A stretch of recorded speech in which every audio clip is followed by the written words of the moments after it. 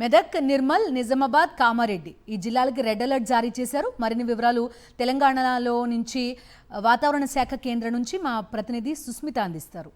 Over to you Susmitha.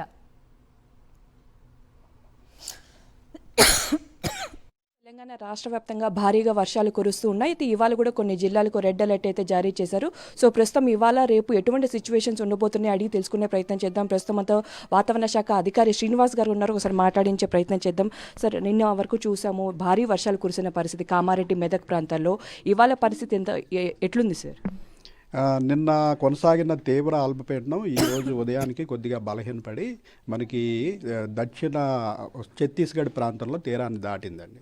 ఈరోజు morning 5:30కి తీరాన్ని దాటింది. తీరాన్ని దాటిన తర్వాత క్రమేపీ బలహీనపడటం జరుగుతుంది.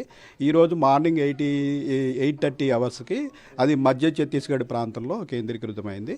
అయితే దానికి సంబంధించిన ఉపరితల ఆవర్తనం అంటే ఆ సైక్లోనిక్ సర్క్యులేషన్ ఉంటుంది ఆ ప్రాంతంలో. అది మనకి సర్ఫేస్ నుంచి 7.6 కిలోమీటర్స్ ఎత్తు వరకు కొనసాగి ఆ ఎత్తు పెరిగే కొద్దీ అది నైరుతి దిక్కుకు వాలి ఉండటం వల్ల మనకి తెలంగాణ మీద కాన్ఫ్లుయెన్స్ అంటే మనకి ఈ బంగాళాఖాతం నుంచి వచ్చే తేమగాళ్ళు అలాగే ఆ అల్పపీడన కేంద్రం వద్దకు మనకి అరేబియన్ సముద్రం ప్రాంతం నుంచి కూడా గాలులు వస్తుంటాయి. ఈ రెండు గాలులు కూడా నిన్న జరిగింది ఏంటంటే మనకి తెలంగాణ ప్రాంతంలో ముఖ్యంగా సెంట్రల్ తెలంగాణ ప్రాంతంలో ఈ కామారెడ్డి, మెదక్ ఆ ఏరియాలో కాన్సన్ట్రేట్ అయిపోవడం వల్ల ఈ ప్రాంతంలో మనకి అత్యంత భారీ వర్షం కామారెడ్డి జిల్లాలో నిన్న 41 సెంటీమీటర్ల వరకు కూడా రెయిన్ఫాల్ పడింది. మెదక్ జిల్లాలో 30 సెంటీమీటర్ల వరకు పడింది. మనకి సిద్దిపేటలో కూడా 20 సెంటీమీటర్లు. ఈ ఏరియా అంతా కూడా కాన్సన్ట్రేటెడ్గా చాలా హెవీ రెయిన్ఫాల్ పడటం జరిగింది. అయితే ఈరోజు తీరం దాటి క్రమంగా ముందుకెళ్ళే క్రమంలో ఏంటంటే మనకి గ్రాడ్యువల్గా ఇంటెన్సిటీ అయితే తగ్గుతుంది. అయితే మనకి ఈరోజు మార్నింగ్ నుంచి కూడా చూసుకున్నట్టయితే క్లౌడ్ మాస్ అంతా స్టిల్ మనకి రాడార్ పిక్చర్లో చూస్తే ఈ ఏరియాలో కాన్సన్ట్రేటెడ్గా ఉంది. సో మనం ఈరోజు కూడా ఈ ప్రాంతంలో దీని ఎఫెక్ట్ అనేది ఉంది. అందుకని ఈరోజు కూడా మనం ఇప్పుడు కామారెడ్డి, నిర్మల్, నిజామాబాద్, జగిత్యాల ఈ 4 జిల్లాలకి రెడ్ అలర్ట్ ఇవ్వడం జరిగింది.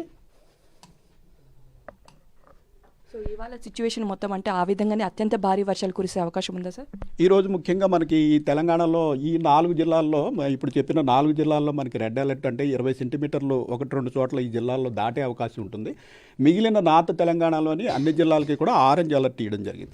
సో ఈ అల్పపీడనం అనేది ఇప్పుడు క్రాస్ అయిన తర్వాత ఈ డైరెక్షన్లో మూవ్ అవుతుండటం వల్ల దాని యొక్క ఉపరితల పార్ట్ వచ్చేసి ఈ ప్రాంతం మీద ఎఫెక్ట్ ఎక్కువగా ఉంటుంది. సో ఈ ప్రాంతం అంతా కూడా మనం ఆరెంజ్ అలర్ట్ అంటే 12 నుంచి 19 సెంటీమీటర్ల వరకు ఈ ప్రాంతంలో వర్షం పడే అవకాశం ఉంటుందని ఆరెంజ్ అలర్ట్ ఇవ్వడం జరిగిందండి.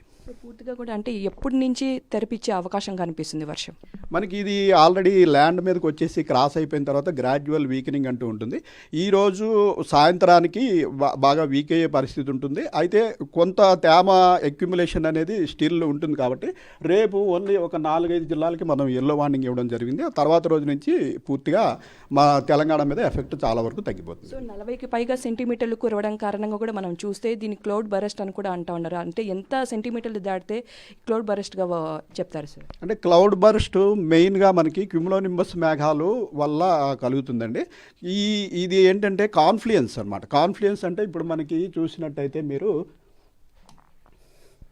ఇప్పుడు మనకి అల్పపీడనం ఇక్కడ ఉన్నప్పుడు దీని యొక్క ఉపరితల ఆవర్తనం వచ్చి ఇలా సర్క్యులేషన్ తిరుగుతూ మనకి బంగాళాఖాతం నుంచి వచ్చే తేమగాళ్ళు కూడా ఈ ప్రాంతంలో కాన్సన్ట్రేట్ అయ్యాయి.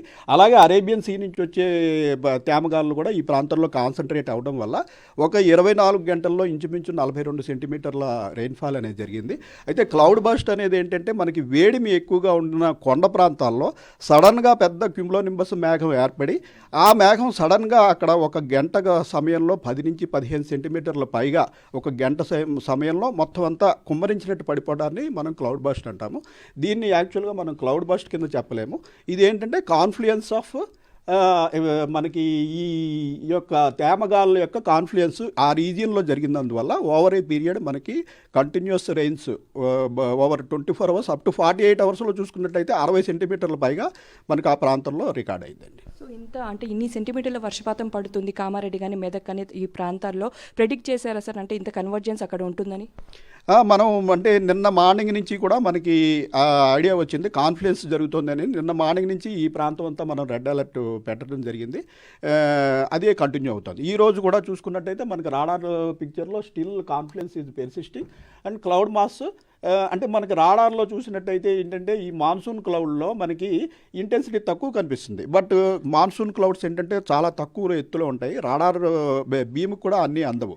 సో దీన్ని మనం శాటిలైట్ పిక్చరు, రాడార్ పిక్చరు రెండు చూసుకుని మనకి సినాప్టిక్ ఫీచర్ ఏమిటి ఈ రెండు చూసుకున్న తర్వాత ఈరోజు కూడా ఈ ప్రాంతంలో కొంత అవకాశం అయితే ఉంది స్టిల్ అత్యంత భారీ వర్షాలకి. సో ఒక 4 జిల్లాలకి రెడ్ అలర్ట్, మిగిలిన తెలంగాణ నార్త్ తెలంగాణలోని మిగిలిన జిల్లాలకి ఆరెంజ్ అలర్ట్ కంటిన్యూ సో చేస్తుంది. ఇప్పుడు ఏదైతే రెడ్ అలర్ట్ ప్రకటించారో ఆ జిల్లాలో ఎప్పటి వరకు ఆ రెడ్ అలర్ట్ అనేది ఉంటుంది సార్? సాయంత్రం ఉంటుంది, రేపు వరకు కూడా ఇదే సిచ్యువేషన్ కొనసాగే అవకాశం ఉంది. ఈ సాయంత్రం వరకు కూడా ఆ ప్రాంతంలో ఇంచుమించుగా భారీ నుంచి అతి భారీ వర్షాలు కొనసాగే అవకాశం ఉంటుంది. ఆ తర్వాత రాత్రి నుంచి ఇంటెన్సిటీ అనేది, ఎందుకంటే ఆ సిస్టమ్ అనేది మనకి వాయువ్య దిశలో ఫర్దర్గా మధ్యప్రదేశ్లోకి వెళ్ళిపోతుంది. అది దూరం అయిపోయిన కొద్దీ వీకెన్ అయిపోతుంది కూడా. సో మనకి ఈ రాత్రి రేపటి నుంచి దీని ఎఫెక్ట్ పూర్తిగా తగ్గిపోతుంది. సో చూస్తున్నాం కదా, ఇవాళ కూడా రెడ్ అలర్ట్ అయితే 4 జిల్లాలకు ప్రకటించినట్టుగా కూడా తెలుస్తుంది. ఆ ప్రాంతాల్లో అత్యంత భారీ వర్షాలు కురిసే అవకాశం ఉన్నట్టు కూడా వాతావరణ శాఖ అధికారులు అయితే చెప్తున్నారు. జీహెచ్ఎంసీ ప్రాంతంలో తేలికపాటి నుంచి అప్పుడప్పుడు మోస్తారు వర్షం కూడా కురిసే అవకాశం ఉన్నట్టు కూడా తెలుస్తుంది. బిందు.